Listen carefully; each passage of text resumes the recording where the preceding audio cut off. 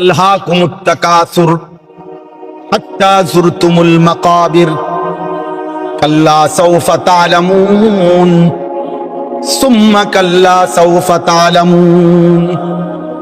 রব্বুল আলামিন বলেন, দুনিয়া বাড়ানোর নেশা তোমাদেরকে আখিরাত ভুলায় দিল। হাত্তা যুরতুমুল মাকাবির, মনে রেখো বান্দা, এই ব্যস্ত থাকতে থাকতেই তো একদিন তুমি পৌঁছে যাবে কবরস্থানে। পৃথিবীর ব্যস্ত মানুষটাও মরে যাবে, পৃথিবীর অবসর মানুষটাও মরে যাবে, রাজপ্রাসাদের অট্টালিকায় যে থাকে সেও মৃত্যু হবে, জীর্ণ কুঠির কুড়ে ঘরে যে থাকে সেও মরে যাবে। যাবে কিনা বন্ধু? হাসলেও মরে যাবেন, কাঁদলেও মরে যাবেন। সব রাতই ভোর হয়, সব ভোরই সন্ধ্যা হয়, বাসর রাতও ভোর হয়, ফাঁসির রাতও ভোর হয়। হয় কিনা বলেন? ওমা হাদিহিল হায়াতুদ দুনিয়া ইল্লা লাহবু ওয়া লাইব। রব্বুল আলামিন বলে, বান্দা শোনো, দুনিয়ার জীবন বান্দা আর কিছুই নয়, শুধুই তামাশা, শুধুই খেলাধুলা, শুধুই মালা ঠোলা, শুধুই রং তামাশা, শুধুই রঙিন বেলুন। ওয়া ইন্নাদ দারাল আখিরাতা লাহিয়াল হায়াওয়ান, আর আখিরাতের ঘর জান্নাত, সেটাই কেবল জীবন, সেটাই প্রকৃত অর্থে বেঁচে থাকা। চূড়ান্ত বাঁচবেন সেদিন, চূড়ান্ত লাইফ জীবন উপভোগ করবেন সেদিন। রব্বে কারীম বলেন, জান্নাতে আসবা যেদিন, সেদিনই আসবেন। অতএব এটা বুঝতে শিখি। আমরা প্রত্যেকেই আমাদের মালিক আমাদের কাছে চেয়েছেন আল্লাহর ভালোবাসা, রাসূলুল্লাহ সাল্লাল্লাহু আলাইহি সাল্লামের ভালোবাসা, আল্লাহর পথে জান মালের ভালোবাসা, কোরবানি করার ভালোবাসা।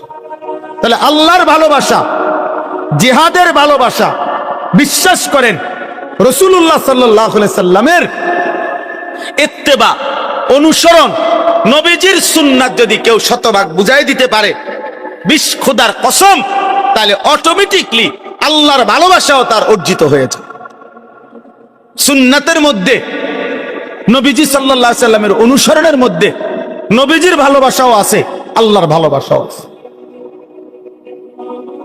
আল্লাহর ভালোবাসাও আছে। নকশে কদম নবী কে হে, জান্নাত কে রাস্তে, আল্লাহ সে মিলাতে হে সুন্নত কে রাস্তে। সব গালির মোকাবেলায় আমরা এটা বলেই যাব, আমরা কওমি মাদ্রাসার ওলামায়ে কেরাম আরো যদি 1000 বছর পৃথিবীতে আমাদেরকে কেউ গালি দেয়, মন্দ বলে, বলুক মিয়া সাহেব, কোনো সমস্যা নাই, তুমি যা মনে চাই তাই বলো, কোনো অসুবিধা নাই। কিন্তু আমরা এটা বলেই যাব যে রাসূলুল্লাহ সাল্লাল্লাহু আলাইহি সাল্লামের ভালোবাসা তার সুন্নাতের মধ্যে, তার অনুসরণের মধ্যে, অনুসরণের মধ্যে, অনুসরণের মধ্যে অনুসরণবিহীন ভালোবাসা হয় না। ভালোবাসলে অনুসরণ ছাড়া থাকা যায় না।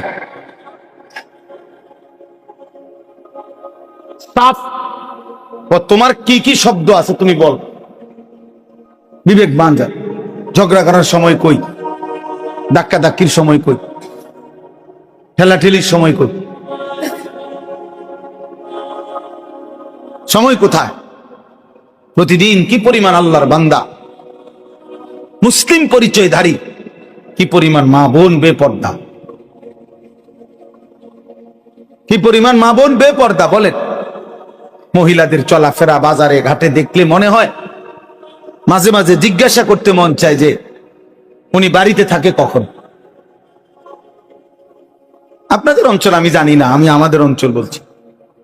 অর্থাৎ মনে হয় যেন বেশিরভাগ টাইমই বাইরে বাইরে, এজন্য ঘরে থাকে কখন এটা হয়তো আমরা জানি না, নিতে হইব উনি ঘরে থাকে কখন, ঘরে থাকে কখন। সামান্য ফাঙ্গাস মাছ, তেলাপিয়া মাছও মহিলা কিনবে, পুরুষ এগুলা চেনে না। পুরুষ কিনলে ভালো পড়ে না, বুঝেন না? পুরুষ তেলাপিয়া বললে রুই মাছ কিনা লায়, রুই মাছ বললে ফাঙ্গাস মাছ কিনা ফেলে। বেড়ি চালাক, বেড়ি বুঝে সব। একটা বদনা কিনতে হইলো মহিলার চয়েস, বদনার মধ্যে একটা কালারের বিষয় আছে। এটা সামান্য বদনার আবার কালার কি? বদনা তো বদনাই না, এটা কালারের বিষয় আছে। এটা কালার চয়েস করতে হলে মহিলা বাজার যাইতে হবে, এটা বদনার কালার। তাহলে এদেরকে কে ফিরাবে বাপ? এদেরকে কে ফিরাবে? মুসলমানের এই নওজোয়ান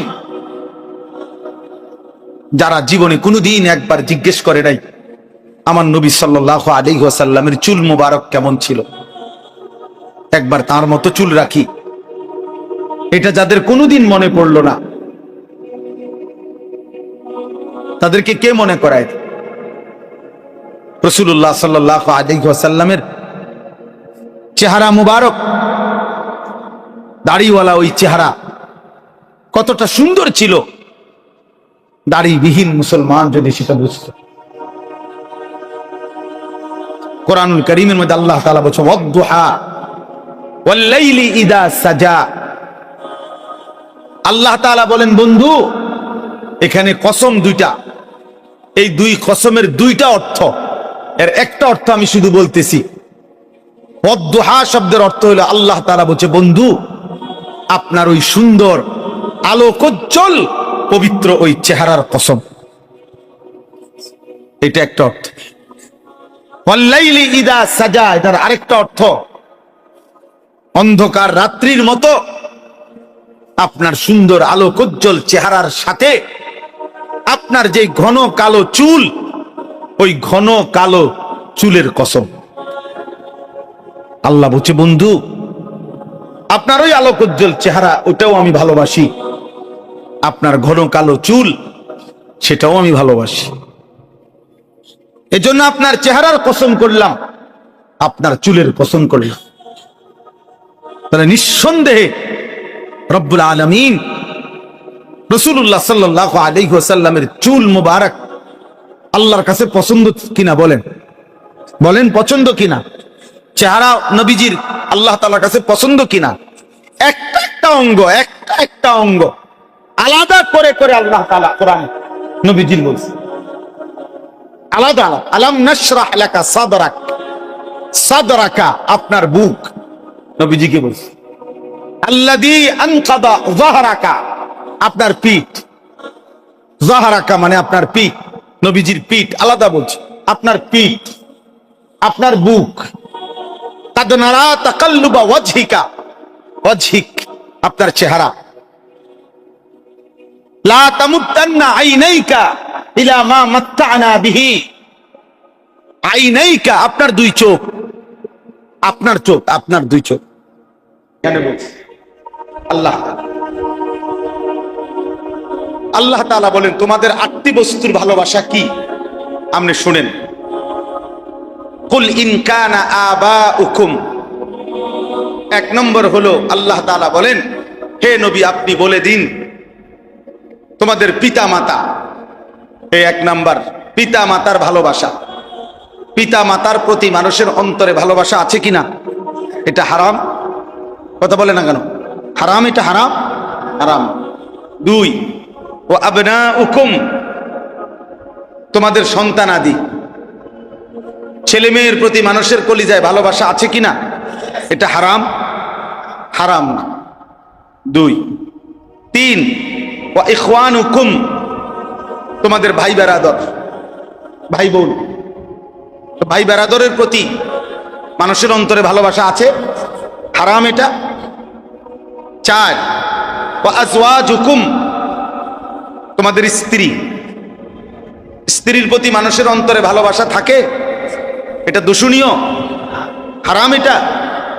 পাঁচ ওয়া আশিরাতুকুম, তোমাদের আত্মীয় স্বজন। তাহলে কয়টা হলো? পাঁচটা। তোমাদের পিতা মাতা, তোমাদের সন্তান আদি, তোমাদের ভাই বেরাদর, তোমাদের স্ত্রীগণ, তোমাদের আত্মীয় স্বজন। ছয় ওয়া আমওয়ালুন ইকতারাফতুমুহা, তিল তিল করে যেই সম্পদ তোমরা জমা করেছ, সেই সম্পদ, যে সম্পদ তোমরা জমা করেছ, সম্পদের প্রতি ভালোবাসা।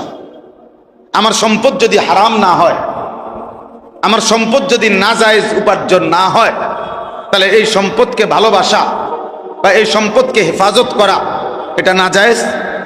কথা বলেন না।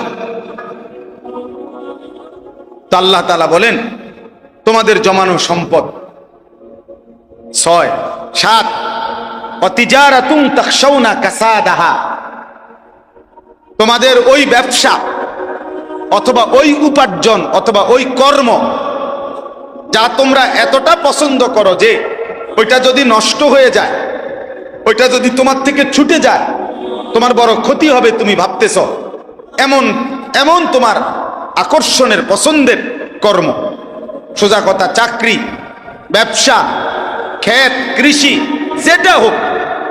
একটা মানুষ বলে যে হুজুর এই দোকানটাই আমার পুঁজি, এটা যদি আমার না থাকে বড় ক্ষতি হইব, দোয়া করেন। এই সিএনজিটাই আমার পুঁজি, এটা যদি আমার ক্ষতিগ্রস্ত হয় আমার বড় বিপদ হবে। মানুষ তার প্রত্যেকের নিজ নিজ উপার্জন করে যেই মাধ্যমে ওই উপার্জন, ওই কর্মটাকে, ওই উপার্জনের ওই জিনিসটাকে পছন্দ করে কিনা, এটা হারাম? হারাম। 8 নাম্বার ওয়া মাসাকিনু তারদাউনাহা, তোমাদের পছন্দের ঘরবাড়ি, গদ্দুয়ার ঘরবাড়ি যেটা তোমরা তিল তিল করে গড়ে তুলছো, বানাইছো, সাজাইছো।